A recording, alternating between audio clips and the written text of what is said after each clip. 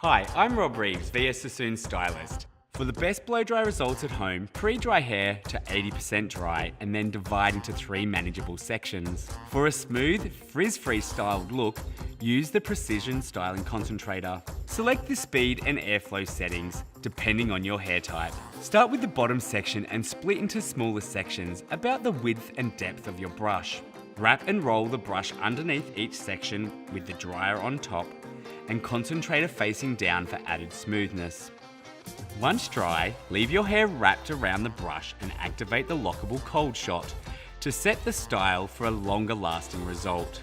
Repeat until the base and middle sections are dry and styled.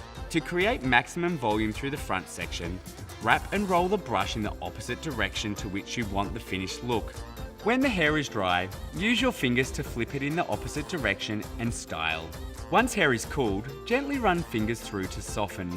For a more voluminous look, use the diffuser to design and maintain the shape of your natural curls. The results are a smooth, frizz-free blow dry with healthy hair and radiant shine.